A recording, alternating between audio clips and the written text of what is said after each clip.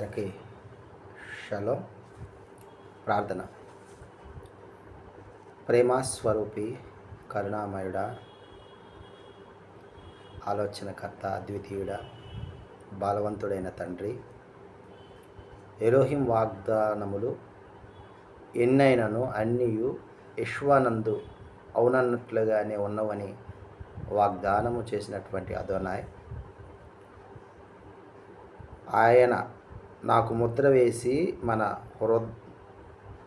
హృదయములలో మనకు ఆత్మను సంచకరువును అనుగ్రహించి ఉన్నానని వాగ్దానం చేసినటువంటి ఎలోహిం మీకు స్తోత్రం. యావే తన ఐశ్వర్యము చొప్పున యెహోవా మెస్సీయనందు మహిమలో మీ ప్రతి అవసరమును తీర్చునే అని వాగ్దానం చేసినటువంటి అదోనాయ్ మీకు స్తోత్రం. ఆలోచన చెప్పుటయు లెస్సైన జ్ఞానమునిచ్చుటయు నా వశము, జ్ఞానాధారము నేనే, పరాక్రమము నాదే అని వాగ్దానం చేసిన అదోనాయ్ మీకు స్తోత్రం. తండ్రి, ఇవన్నీ వాగ్దానములను మాకు అనుగ్రహింప చూస్తూ ఆ వాగ్దానములు పొందుకునేందుకు మేము చేయవలసిన మార్గములను మాకు బోధిస్తున్న విధానం బట్టి,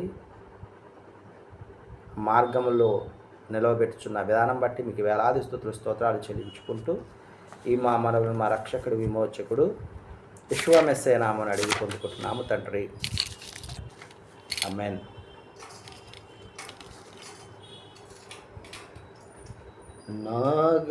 నాగాయములను మాన్పు వాడవు, నూతన ఫలమును దయచేయువాడవు. నా గాయములను మాన్పు వాడవు, నూతన ఫలమును దయచేయువాడవు. మనసును గెలిచిన మగధీరుడవు, మనసును గెలిచిన మగధీరుడవు. మనవులన్నీ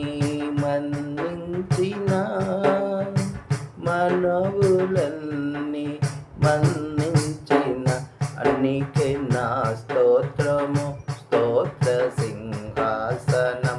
అన్నికే నా స్తోత్రము, స్తోత్ర సింహాసనం. యెహోవా నా ఘన దైవమా, నాభిషేక తైలమా, ఆనంద సంగీతమా.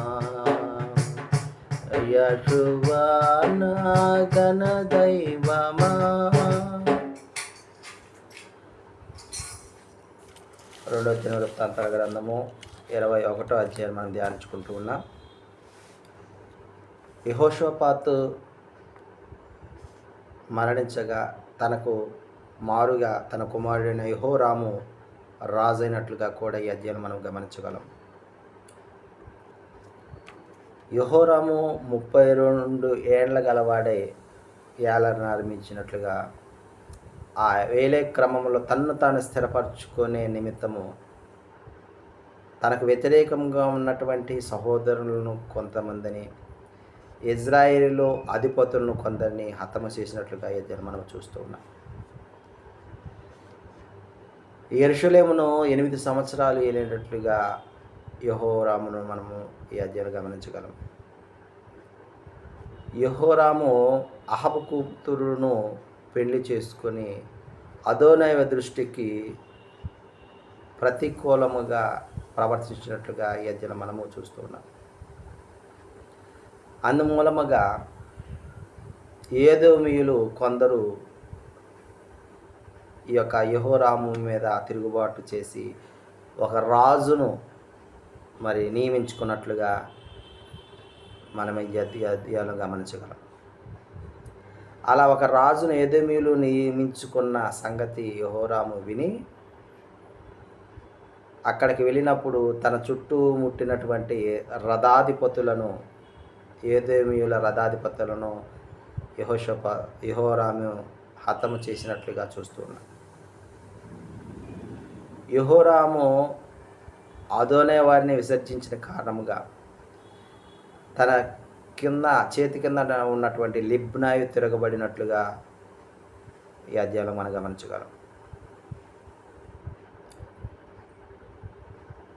ఈ యొక్క లిబ్నాయి ఏం చేశాడంటే యూదా పర్వతముల యందు బలిపీఠమును కట్టి